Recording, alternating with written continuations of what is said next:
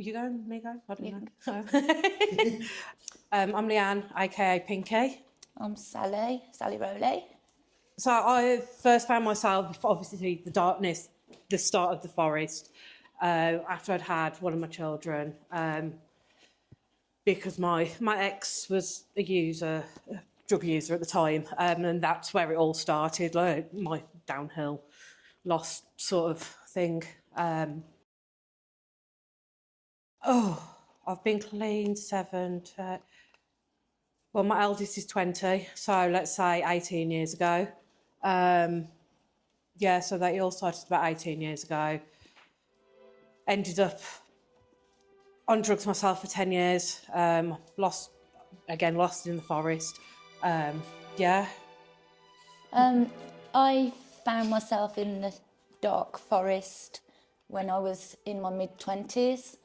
I'd always been a party girl and I'd always done social drugs, but then I met who I thought was the love of my life, and he was doing heroin unbeknownst to me. We moved in together, and I thought I could save him, and obviously I didn't, and I ended up becoming addicted as well. Because when I met my ex, I was 17, and we met in a hostel of all places. Red flag right there. Sorry. But yes, I was 17, he was using, and I didn't know anything about it until obviously then he'd gone to jail. I ended up pregnant, and it was just a vicious cycle. And then however many years later, I ended up using the same as Sally, trying to block out, one was domestic abuse, trying to block all of that out. And it's great, isn't it, Vicky, to block everything out. It's just, it's like a warm hug.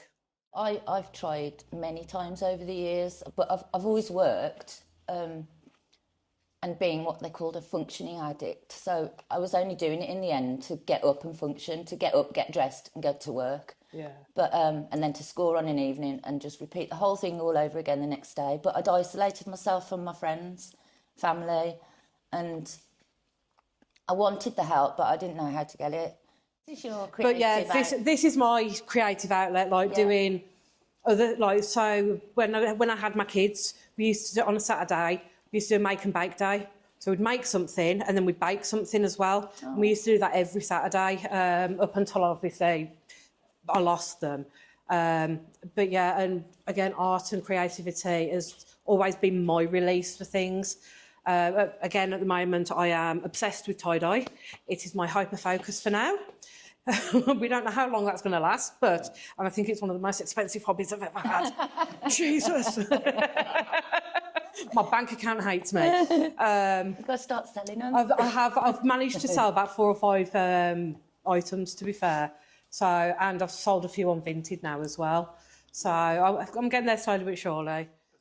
I've always done art since school, and I did art at university, and then I got addicted to heroin.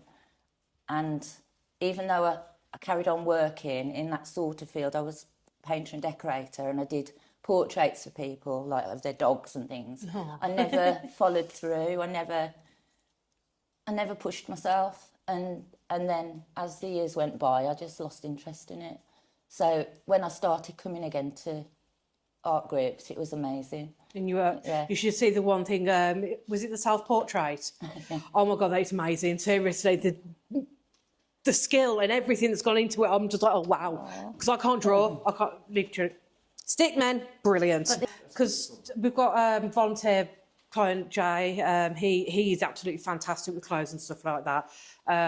So we've sort of piggybacked off each other. So he does a lot of the painting and the designs, and I do stuff like this because, again, I can't draw. I would say don't give up. Don't ever stop trying. Yeah. Because there's going to be dark days, and there's going to be days even when you have a lapse or you just don't give up. Just keep trying. Just keep on going. Ask for help. Yeah. Ask for help and keep trying.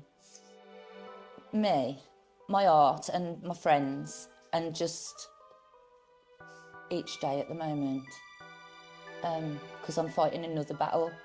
So I've been diagnosed with cancer, and I've got to start my chemotherapy on in 2 weeks.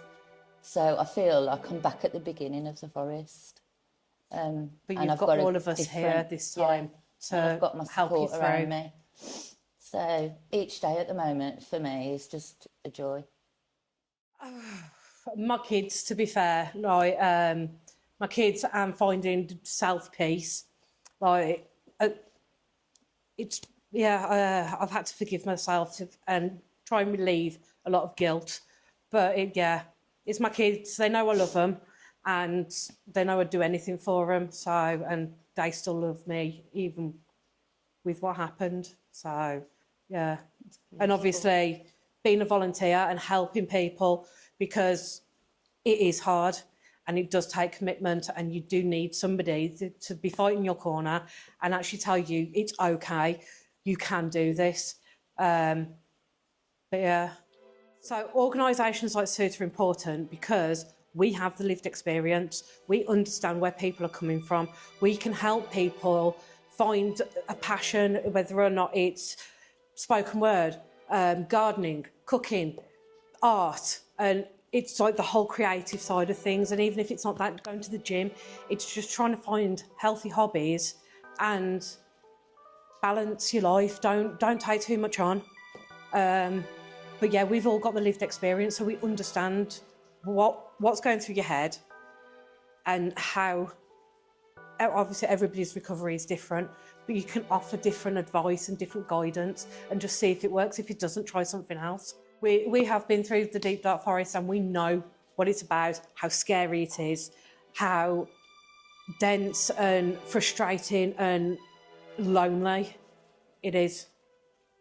It's trying to take the stress away, isn't it? Yeah. Well, not away, but again, deal with it in manageable little bite-sized bits and breaking it down. My favourite artist is Dante Rossetti. Ah. I just love the pre-Raphaelites. I love all the symbolism, the romantic.